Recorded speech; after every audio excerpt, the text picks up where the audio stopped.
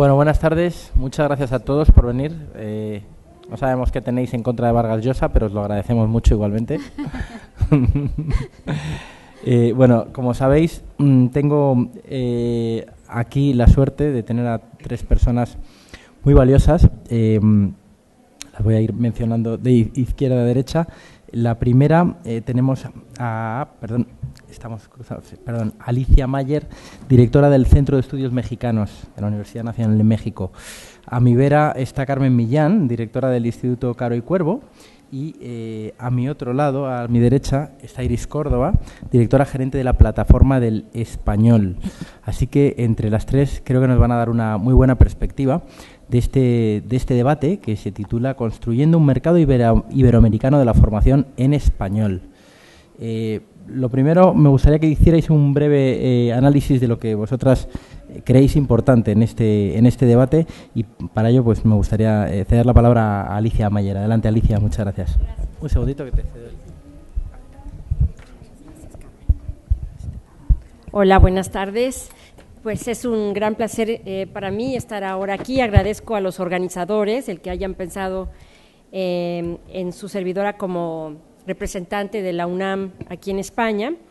Y bueno, pues yo voy a dar una síntesis de una serie de reflexiones que he preparado sobre el tema de esta mesa. La lengua española tiene una gran proyección internacional.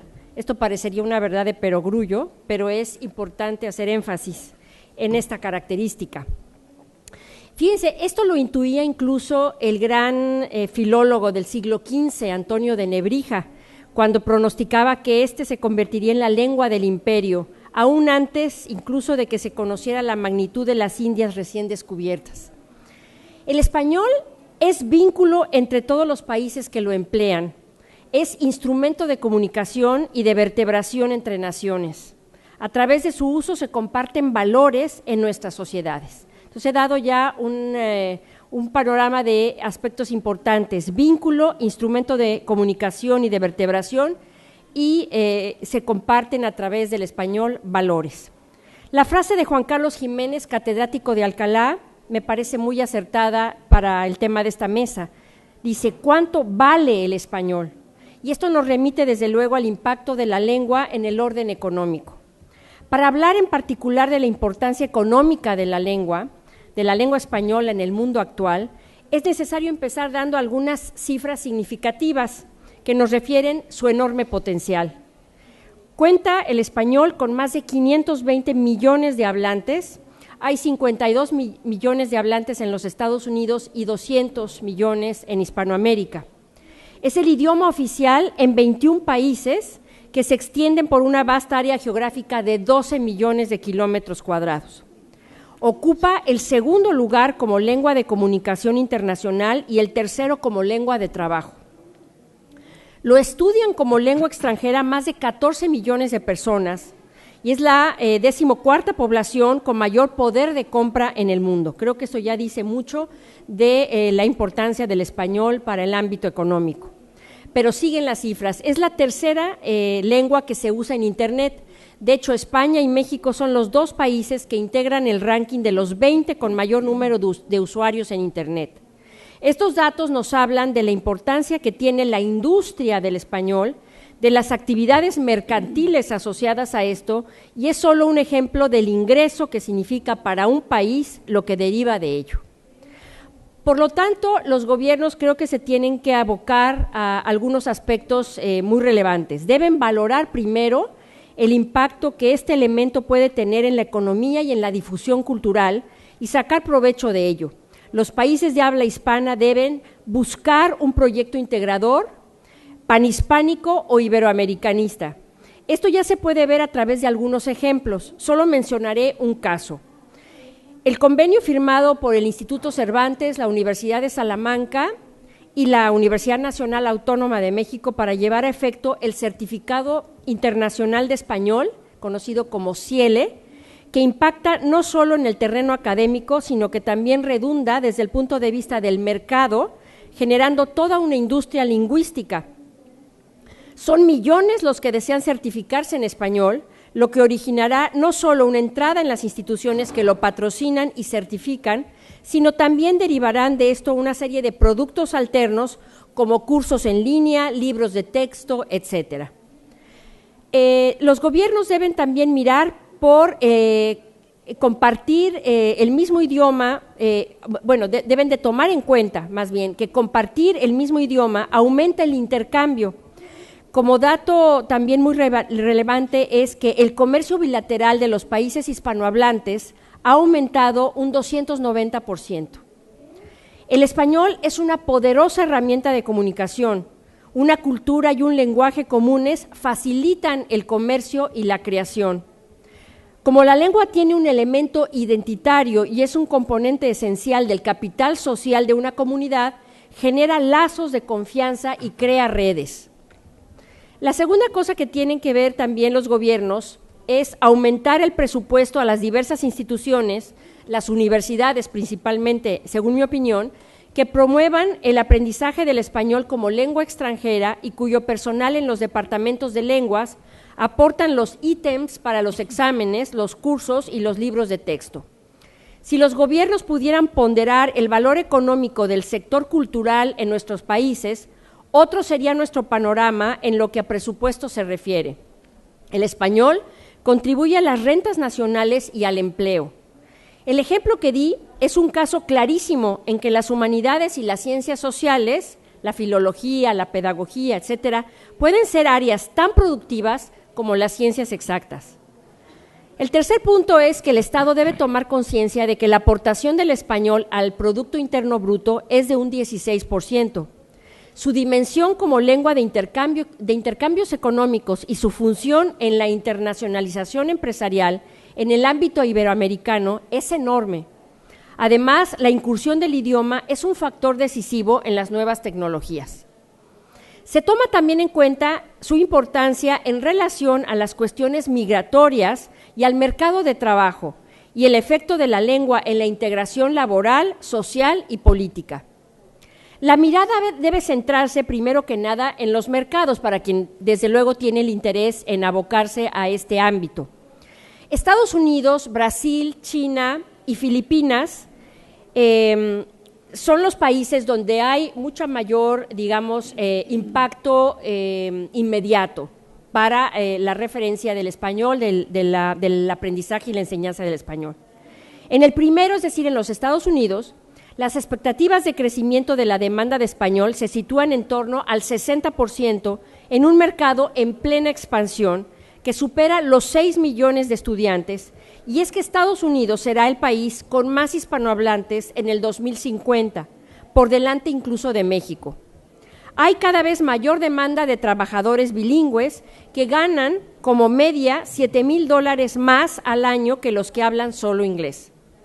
Por su parte, Brasil cuenta hoy con 1 millón de estudiantes de español, que aumentarán hasta al menos 11 millones cuando se haga plenamente efectiva la ley del español, por la que todas las escuelas brasileñas estarán obligadas a ofrecer las asignaturas de español en la enseñanza media. Un proceso paralelo empieza a ocurrir en Filipinas, donde se ha reintroducido el español en el sistema de enseñanza. Tanto España como México, que son los dos casos que conozco, se benefician de lo que se llama un turismo idiomático, que va en aumento. Alrededor de esto se generan industrias culturales, por ejemplo, en literatura, en teatro, cine, música, medios, producción científica, intelectual, educación y, por supuesto, hace crecer notablemente al sector editorial. Esto es lo que verdaderamente podemos decir que el español tiene un impacto internacional, de una gran internacionalización.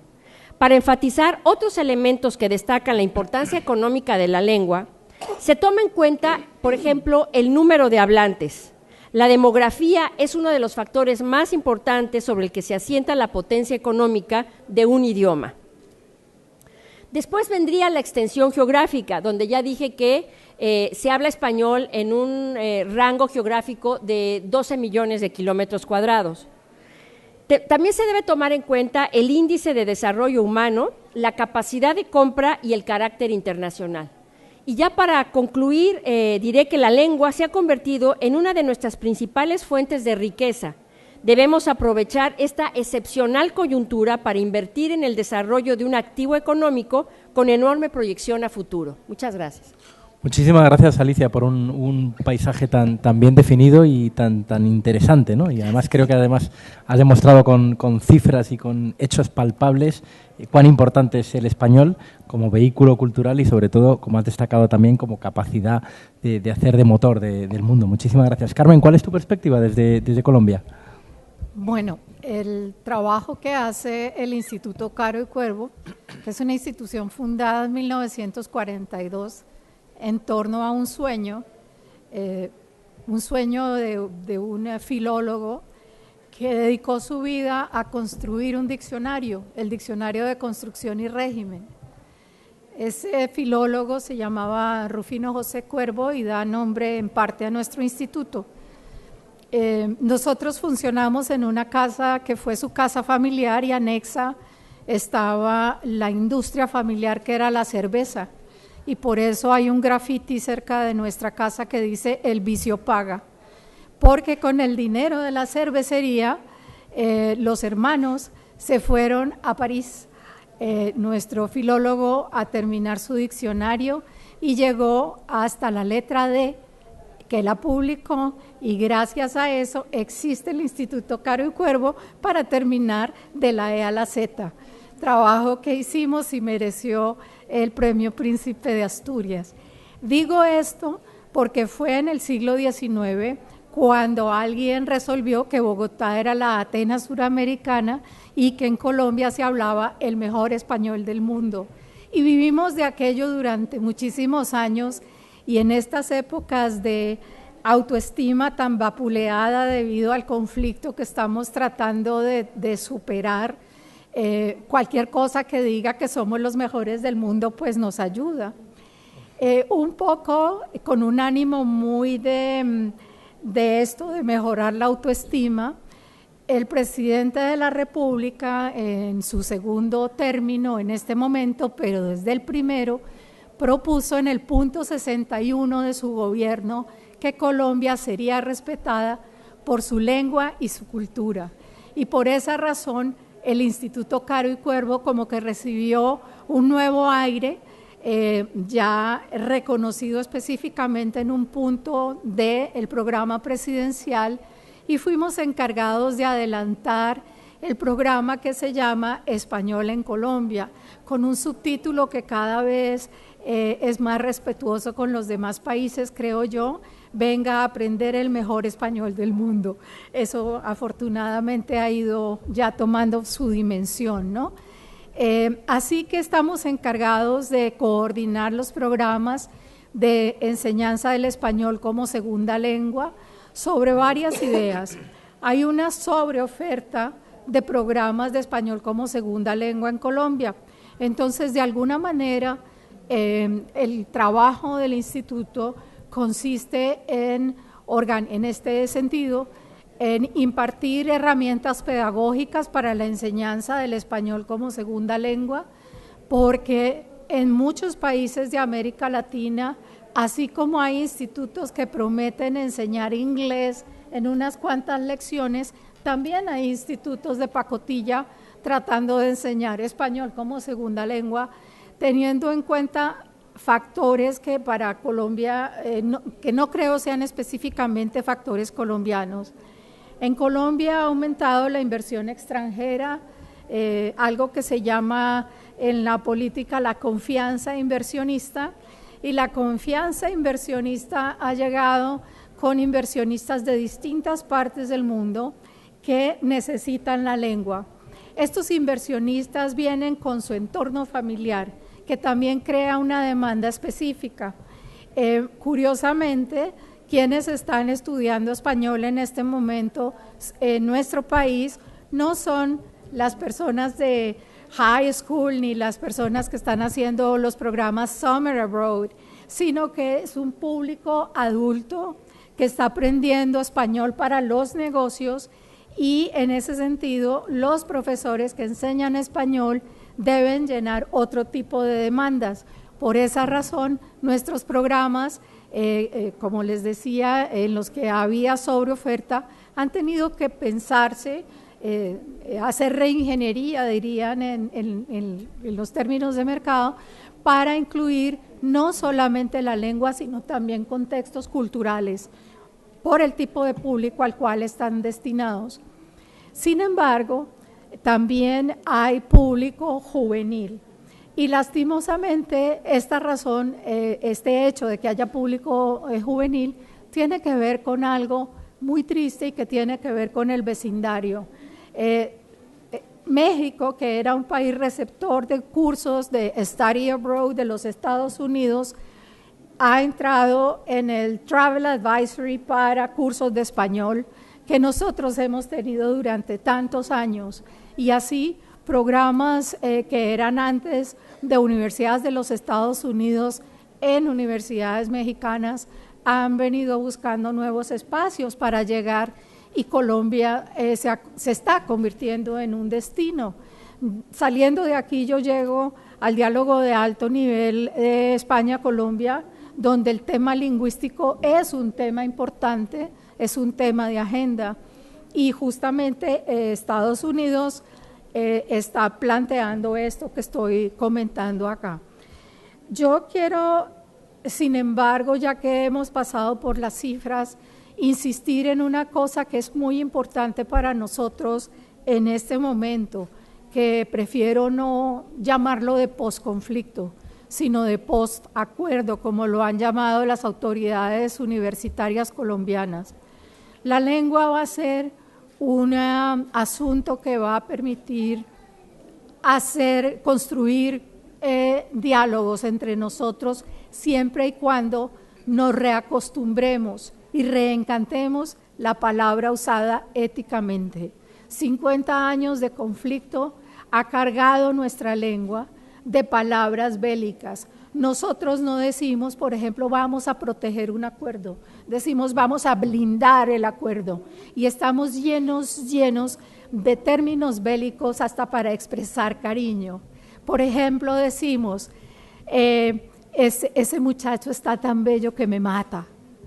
No, sí, caramba, lo podemos decir de otra manera. Yo sé que en un contexto no tan contaminado como nosotros sería hasta una metáfora bonita, pero es que nosotros ya, es decir, me gustaría que se asomaran a escuchar un noticiero radial donde no respeta la palabra del otro, donde se le van clavando epítetos groseros.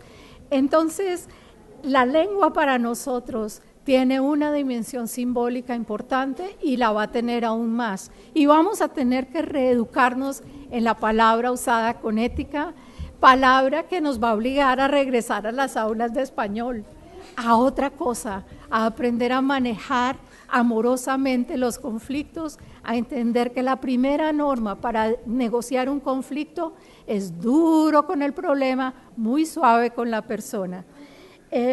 Simbólicamente el español tiene espacios de encuentro fantásticos, pero nosotros en nuestro país tenemos 65 lenguas indígenas, de las cuales vela nuestro instituto. Nosotros trabajamos en investigación en lenguas indígenas, 2 lenguas criollas, la lengua de señas colombiana, que es preciosa, para cada país hay una, y la lengua de los gitanos. Debemos también regresar a las aulas de español para poder trabajar en programas de interpretación y trabajo con las comunidades indígenas. Y en ese sentido, quisiera decirles que para nosotros el espacio de aprendizaje resulta ser fascinante.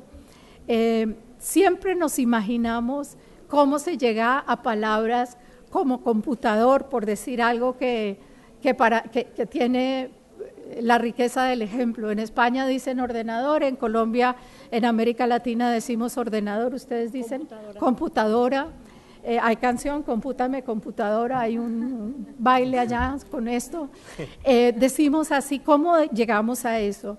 Ustedes no se imaginan la maravilla que es reunirse con personas de comunidades milenarias, por ejemplo los arhuacos, que vinieron a explicarnos cómo traducían la palabra computadora a su lengua, de qué manera llegaban a la lengua, cómo la articulaban. Entonces, estuvieron meses en su propia Academia de la Lengua discutiendo qué es un computador. Lo primero que salió fue la palabra espejo. Es un espejo, que es una metáfora que se ha usado para la lectura, entre otras cosas. En la Edad Media la página era un espejo. Luego sale la palabra tecla con espejo, y luego sigue la palabra pensamiento, que se vuelve un espejo.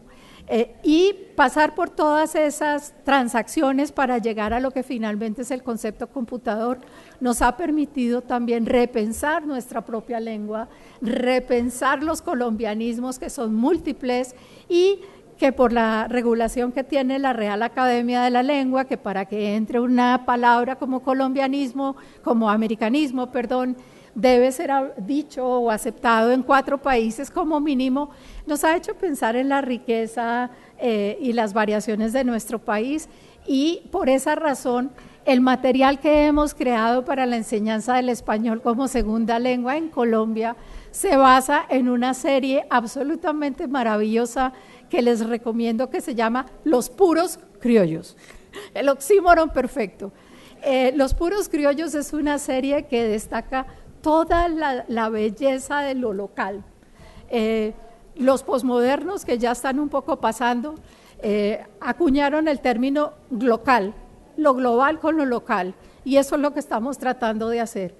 Así que estamos trabajando en eso, confiados en varias cosas, en la gran cantidad de gente que está llegando a aprender español, no necesariamente el público que nos confiaron inicialmente de traer estudiantes, sino que ellos ya estaban ahí, ¿no? Ya están ahí tratando de aprender. Y pensar en el valor simbólico del español, y como última cosa quiero señalar la importancia del vecindario. Somos vecinos de Brasil, que como Alicia bien señalaba, tiene la ley del español. Hacer de Brasil la segunda lengua significa, el segundo espacio, perdón, de una lengua como el español, significa que tenemos que pensar en o más grande del mundo. No podemos salir con cursitos para 20 personas, profesores en Brasil, vengan a estudiar el mejor español del mundo de a 20 en 20, porque no acabamos nunca. Entonces nos ha obligado a pensar en formatos especiales, nos ha obligado a trasladar el español nuestro a la frontera. Estamos haciendo cursos muy bellos y muy enriquecedores de español como segunda lengua y de enseñanza del español para docentes en la ribera del Amazonas, en la ciudad de Leticia, también teniendo en cuenta que en Colombia, en esa zona, los niños se educan primero en portugués porque el sistema escolar brasilero es mejor que el nuestro. Entonces, la lengua materna de los colombianos, de los niños colombianos en Leticia, a orillas del Amazonas, es el portugués. Bueno, perdón si hay un brasilero, debo decir brasileiro falado con su taqui, cualquier cosa, con su taqui carioca. Así que tenemos una manera de pensárnoslo, esto de an ideal place to learn Spanish, que debo venir con la propaganda del gobierno, ¿verdad? Que es además la que nos da los fondos para existir. El ideal place está lleno de gente que quiere hablar un bello español, pero un español en contexto cultural, porque lo necesitan para trabajar en sus negocios, las familias y los niños lo necesitan para vivir en nuestro país, porque la competencia cultural es una competencia importante en el mundo de hoy. Yo nunca me soñé con tener 10 minutos en Naciones Unidas, y con esto termino. El 23 de abril del año pasado me dieron 10 minutos en Naciones Unidas para hablar del español. Acá está la postal de invitación con la ñ. En Naciones Unidas está la campaña de las personas de traducción simultánea, que cada vez son menor el número en español, que porque las lenguas de Naciones Unidas, las oficiales son el francés y el inglés, y para que las computadoras, como las entienden los aruacos, tengan la letra ñ, que no la tienen. Entonces todos los documentos van con la ñ trazada. Y hay entonces una asociación de amigos del español en Naciones Unidas. De la misma manera, y lo traigo, pues bueno, para presumir que tuve 10 minutos en Naciones Unidas, faltaba más, pero lo traigo por lo siguiente: pensar económicamente en el español es pensar en los lugares inesperados, no es pensar en la clase con unos estudiantes que vienen a aprender los verbos únicamente, sino que es un español inmerso en la riqueza cultural de cada país y en los lugares inesperados, tan inesperados como las Naciones Unidas. Muchas gracias. Muchísimas gracias, Carmen. Me ha encantado esa visión tan complementaria con la de Alicia, y desde luego hablaste tan bello que me mata. Si me permites la broma. No, permítame acariciarlo. Claro. Muy bien, me quedo además muy contento de ver cuánto os preocupa esa emotividad y esa parte emocional del español, que además en Colombia efectivamente es crucial, ¿no?, para vuestro desarrollo y para vuestra propia subsistencia. Bueno, Iris, Córdoba, ¿qué nos cuentas desde aquí, desde la Plataforma del Español, que es la que ha generado todo este mare magnum de charlas y de enriquecimiento para todos nosotros?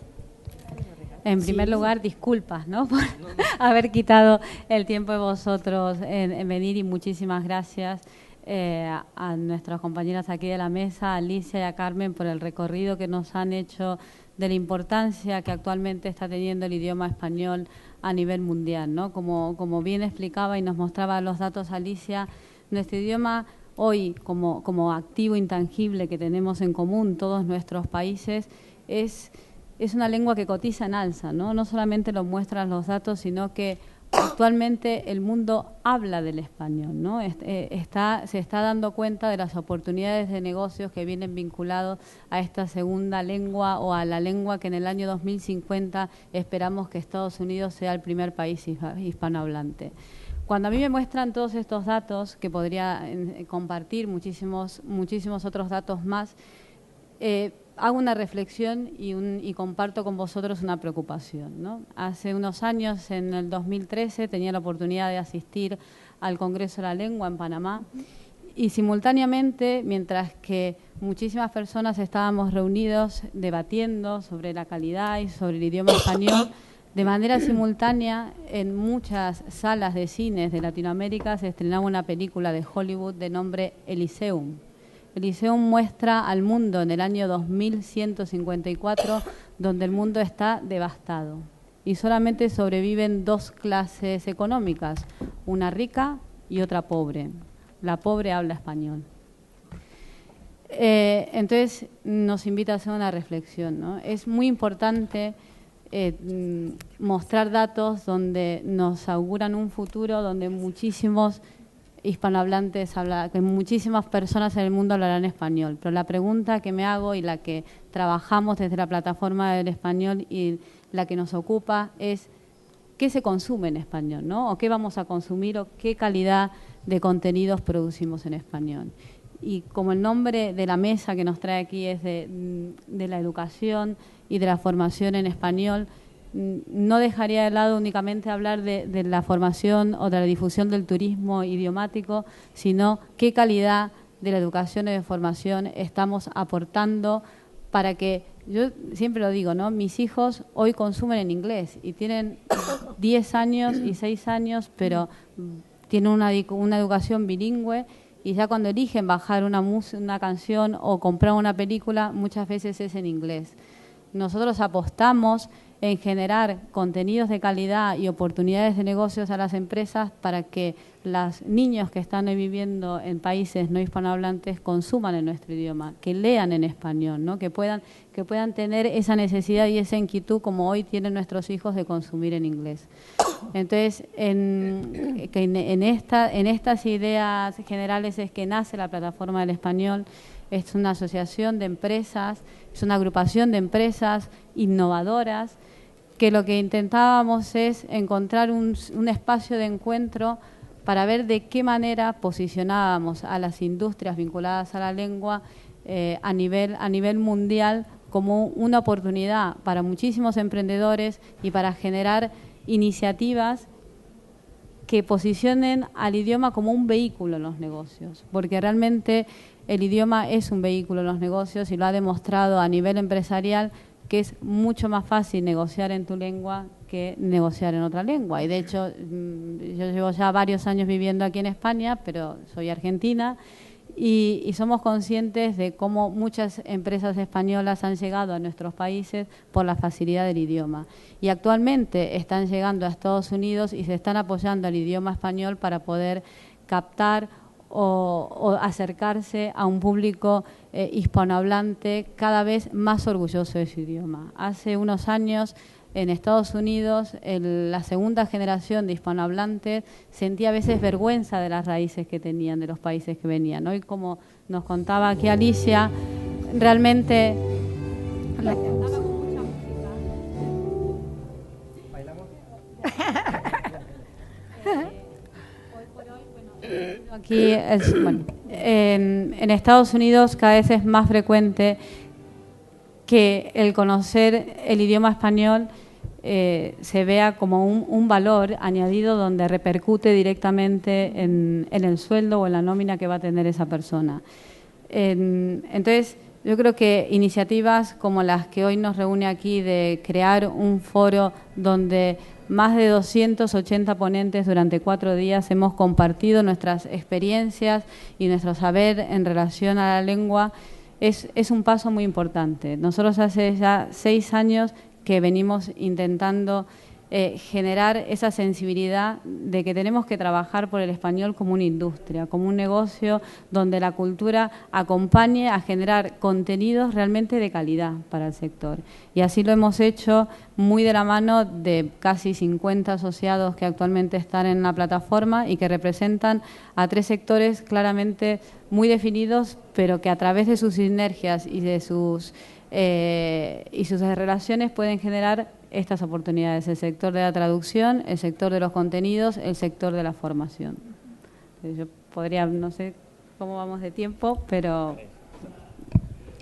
Bueno, muchas gracias, Iris. A mí, por lo que habéis hablado las 3, veo un llanto común, si me permitís la expresión, que es, bueno, un llanto también en positivo, es decir, estáis reivindicando todas, desde lo emocional que para vosotras es el español, que es algo amadísimo, reivindicáis la parte indudable del negocio que supone, es decir, cuánto se pueden desarrollar las relaciones personales y las relaciones económicas gracias a dominar la lengua, a la parte cultural compartida, etcétera, etcétera. Querría haceros 2 preguntas en ese sentido, a todas, y si podéis ser breves y así podemos seguir hablando de otras cosas. Una, ¿os parece que los gobiernos no están siendo sensibles, en general, ya sé que es mucho preguntar, pero los gobiernos no están siendo sensibles a esta percepción tan clara y que además los datos avalan? Y la segunda parte, ¿qué culpa, si podemos buscar, o no, la expresión culpa no es quizá la más acertada, pero ¿cuál es la parte de responsabilidad de cada uno de los hispanohablantes en que eso no sea así? Por ejemplo, os doy una anécdota. A mí en Estados Unidos, que he viajado muchas veces y que hablo bien inglés, me pasa mucho que cuando vas a un sitio donde te atiende alguien hispano, mexicano y demás, rápidamente te atienden, te contestan en inglés como con vergüenza de que no, si reconoces que son españoles y te diriges en español, te atienden en inglés como con vergüenza, que no se note que yo soy hispano, ¿no? Como si fuera algo de lo que sentirse avergonzado en vez de orgullosísimos, como creo que deberíamos estar todos los hispanohablantes. ¿Qué os parece? Empezamos por allí. Alicia. Gracias. Pues yo creo que en las 2 preguntas que has hecho hay mucha culpa. Sí creo que los gobiernos, en el caso de México, vamos a ver, yo tomo el caso de México, le falta mucha sensibilidad para hacer lo que decía Carmen, de que el español sea un punto importante o trascendente en las agendas. Yo creo que eso tiene muy poco tiempo de que lo han sacado en las agendas para incluso... me estoy tomando un caramelito que me dio Carmen ella. Por eso estoy trabada con la lengua, pero... con la lengua, sí. Incluso esta perspectiva de lo iberoamericano, de lo hispanoamericano, de abrir, ¿no? de que sea una cosa no local el español, no en México, no en Colombia, no en España, sino que se busquen estas redes entre todos los países hispanoamericanos creo que es también muy reciente. Pongo un ejemplo. El Instituto Cervantes tiene más de 70 años de haberse abocado a la tarea de expandir o de crear sedes y expandirlas para la enseñanza del español. México no tiene una institución como el Instituto Cervantes, no tiene ese precedente. Entonces, ahí hay una muestra, un ejemplo muy palpable de la falta de sensibilidad del gobierno mexicano durante tantos años, 70 años, y que ahora no saben si unirse con el Cervantes, hacer acuerdos con el Cervantes o hacer un propio instituto. Yo creo que debe haber más bien ya a estas alturas una asociación entre instituciones, que estar creando elefantes blancos que también son muy caros y que ya no tendrían esa misma fuerza, digamos, si se establecen. Entonces yo creo que ahora lo que conviene más es lo que estamos haciendo, que son los convenios, pero lo está haciendo no el gobierno, lo está haciendo las instituciones como las universidades o instituciones culturales, en fin. Sobre la segunda cosa, yo creo que hay un complejo de inferioridad tremendo del imperialismo hacia las naciones hispanoamericanas, que bueno, eso es debido a la gran potencia que tenemos en el continente, que son los Estados Unidos, donde desde la independencia misma de los Estados Unidos, Hispanoamérica ha volteado la cara como si fuera un modelo a seguir, un modelo a imitar, y se ha sentido en estos países este complejo de inferioridad que todavía seguimos arrastrando y que tú ves cuando vas efectivamente a los Estados Unidos y les hablas en español y sabes que hablan español y te contestan en inglés. Hay mucho de esto, yo creo que son cosas culturales que Iris habló ya de esta tercera generación ya donde ya los abuelos les han inculcado más un orgullo por la cultura y esto empieza a cambiar. Pero está cambiando y es un proceso muy lento y es un proceso que tiene que ver con una enseñanza y una transmisión cultural hacia los valores, no de superioridad, porque ninguna cultura es superior a otra, sino más bien de educación, ¿no? Educarlos en los valores culturales, en las dos tradiciones que ellos tienen, tanto en la hispanoamericana como en la anglosajona. Muy bien, muchísimas gracias. Carmen, ¿cómo lo ves desde Colombia, sobre todo respecto al gobierno colombiano y la población en general? Yo del gobierno no me quejo, faltaría más. Tener en la agenda la lengua y haberla tenido siempre, que es algo fantástico. De hecho, los científicos sociales, o como dicen en México, los cientistas sociales, se la gozan trabajando en nuestro país en el siglo XIX con nuestros presidentes gramáticos que se estudian hoy en día como figuras literarias, por su manejo de la lengua. Ahora, ¿de dónde eran? Ese es otro cantar, pero ese cuidado y ese amor por la lengua ha sido algo que ha estado ahí y que hoy en día es una política explícita. Yo los invitaría a pensar en la vergüenza como un mecanismo que nos develó en su momento Frantz Fanon, hablándonos del hecho de que hay que ponerse la máscara blanca para parecer blanco, como un mecanismo de defensa, de protección, para no sentirse infravalorado o incompetente. Es una, como diría Michel de Certeau, el gran jesuita que analizó las resistencias de los débiles, es una forma de resistencia de los débiles. Y déjenme ponerlo en perspectiva local. En mi país, por el conflicto armado, ha habido un fenómeno brutal de desplazamiento interno. Desplazamiento interno que se cuenta en millones. En un país de regiones donde el español que se habla es distinto, con distintos acentos, como ocurre en México y en países tan enormes como Argentina y demás. En un sitio que estudia un grupo de lingüistas del Instituto Caro y Cuervo que se llama Ciudad Bolívar, donde vive gente de todas partes del país, encontraron a un señor. Ellas estaban estudiando las cosas que estudian los lingüistas, ¿no? La S, no sé cómo, y la J inhalada, y todas esas cosas complicadísimas que estudian ellos, y encontraban que este señor no encajaba en ninguna en ninguna matriz. Tenía acento paisa, pero de Medellín, pero como que no. Perdón. Tranquila. Y entonces le preguntaron, bueno, ¿y usted de dónde es? Dijo, no, es que yo soy del Tolima. Entonces, ¿por qué habla como paisa? Dijo, porque es que los paisas son mejores vendedores y yo vendo. Entonces tienen que pensar que yo soy paisa. Piénsenselo en Nueva York, porque habla inglés, pues que tienen que pensar que soy de aquí. Es lo mismo, es un mecanismo de defensa. En los Estados Unidos ha surgido un movimiento muy importante que se llama Heritage Speakers, personas que quieren recobrar su lengua y su cultura. Y eso es lo que quiero comentar. Muchísimas gracias. Te has entregado por entero. Así es. Iris, ¿cuál es tu visión? Gracias. Mi visión, mi opinión es que la sensibilidad de las instituciones creo que debería venir de la mano también de la sensibilidad de las empresas, ¿no? Yo creo que cuando hablamos y que va muy unido también a la vergüenza que estamos comentando, si las empresas le dan valor a que sus empleados utilicen su lengua materna, probablemente esa vergüenza disminuya, ¿no? Si cuando uno va a Estados Unidos y generalmente este tipo de episodios que comentamos se da cuando uno va a un restaurante, cuando uno va a una tienda, porque si uno va a una gran empresa están orgullosísimos de hablar español, ¿no? Entonces yo creo que esa sensibilidad institucional tiene que ir de la mano también de la sensibilidad empresarial. Y en cuanto a mi percepción de las instituciones españolas, voy a hablar desde España y no como Argentina, porque ya hace tiempo que no estoy en Buenos Aires.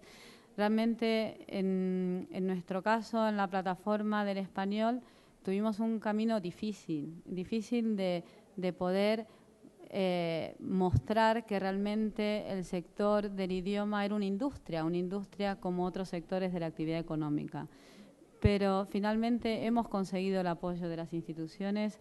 Actualmente somos una agrupación empresarial innovadora con el reconocimiento y el sello de excelencia del Ministerio de Industria, como el sector aeroespacial, como el sector de energías renovables, y somos actualmente el único clúster o agrupación empresarial innovadora que bajo las líneas que desde la Comisión Europea nos indican que deben trabajar las empresas, que tenemos esa categoría. Lo mismo, en nuestro caso, esta plataforma nace desde la Comunidad de Madrid y dependemos de una institución vinculada a la Consejería de Economía de la Comunidad de Madrid, lo que demuestra que nos están apoyando en posicionar al idioma como una industria. Así que para nosotros haber conseguido cerrar este ciclo de 6 años de trabajo con poder organizar un foro donde las instituciones estén avalando la necesidad de sentar las bases de un evento de características singulares, donde podamos trasladar y compartir experiencias con el resto de Iberoamérica de manera itinerante, creo que es un paso y no puedo más que decir las gracias, ¿no? Nos quedan 5 minutos, creo, ¿no? Me gustaría abrir el turno de preguntas porque me parece un privilegio tener a estas 3 expertas aquí y poderles plantear. Primero desde acá? Sí, claro. ¿Quién fue la persona que me pasó esta dulce mágico para que me diga qué es? Necesito el nombre. Mire, recupere la voz. ¿A que no es esto? No es la mía. Bueno, ¿queréis aprovechar para preguntarles algo a cualquiera de las 3? Adelante.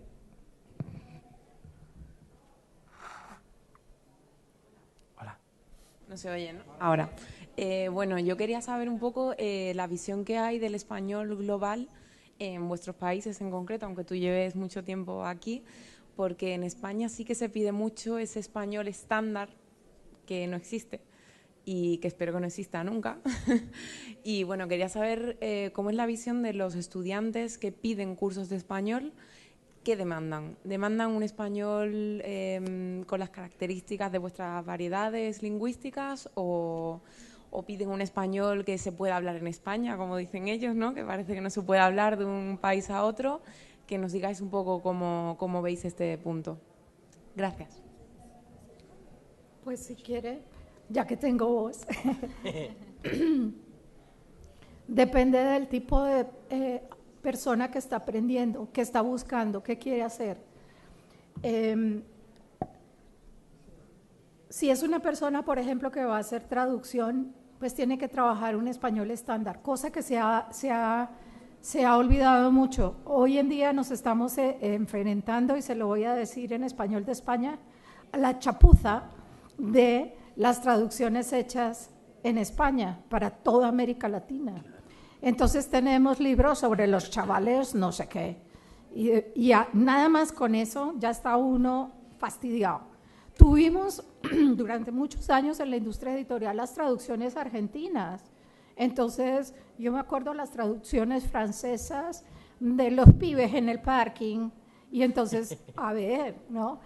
Depende del espacio que uno quiera. Si uno va a buscar, tiene un aula de estudiantes que son ejecutivos, que requieren la competencia, una competencia lingüística, pero también culturalmente sensible, pues van a necesitar saber ciertas cosas, ¿no? Y pues no les sorprenda que en el aula lo primero que le van a preguntar es: ¿y cómo se dice tal grosería?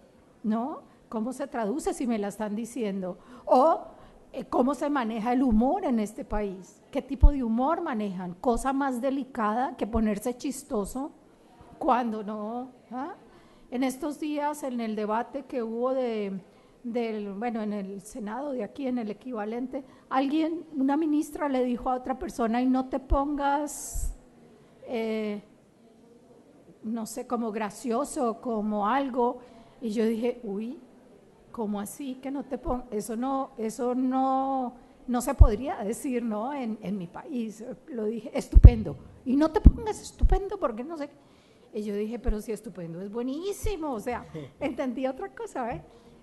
Depende de dónde vaya usted, y el hecho de qué gente tenga usted en el aula o en el entorno educativo y para qué van a usar su lengua determina el registro en que usted debe trabajar. Eso implica pedagogía, y pedagogía es lo que se necesita para hacer de personas hablantes competentes. Hablante competente no es solo el que maneja los endemoniados tiempos verbales del español, que no son nada comparados con los 400 no sé qué irregulares portugueses, sino tener la posibilidad de saltarse un subjuntivo, pero no de meter la pata socialmente haciendo lo que no se debe en un determinado país. Dictum. Muy bien, pues no sé si hay alguna pregunta más. Rocío de Cominges. Adelante, Rocío. Hola, buenas tardes. Bueno, lo primero, agradecer a las tres tanto la perspectiva como la labor que todas las tres hacéis, y que la verdad es que agradecemos mucho, yo desde luego como española muchísimo. Quería haceros una pregunta que es un poco cambio de registro, y sé que hay poco tiempo y vamos, aunque solo sea una pauta. Carmen había hablado de herramientas pedagógicas. Yo creo que la herramienta pedagógica ahora por excelencia es Internet, que creo que es un vehículo maravilloso para difundir nuestra lengua.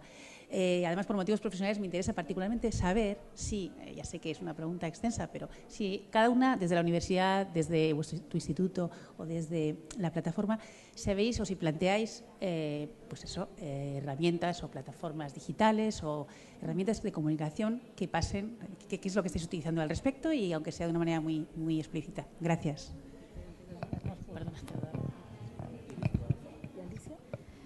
Pues muchísimas gracias por la pregunta, porque para nosotros realmente la tecnología es la transversal que toca los tres sectores que comentaba, ¿no? Son tanto en el sector de la traducción, de los contenidos, de la educación o la formación, la tecnología es la que hoy nos facilita esa innovación, ¿no? que planteamos. Desde la plataforma venimos trabajando en esta línea, primero desde una labor de sensibilización del correcto uso del español, ¿no? Ya llevamos 3 años organizando un proyecto muy bonito de la mano del Instituto Cervantes, de Google, de la Universidad de Alcalá, de la Fundación García Márquez en Colombia, donde intentamos promover el correcto uso del español en los blogs.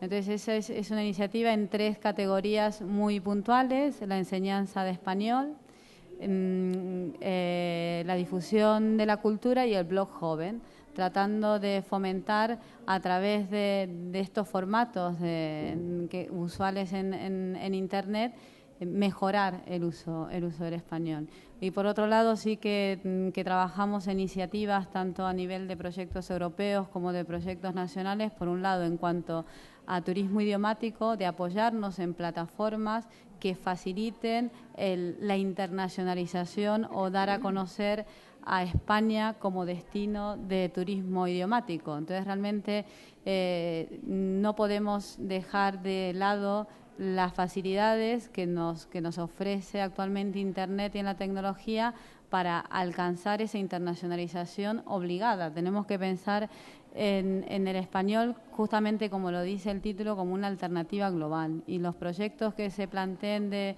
nuestras empresas, independientemente que sea desde Argentina, desde México o desde Colombia, tienen que ser proyectos globales. Y para ello necesitamos, sin lugar a duda, la tecnología.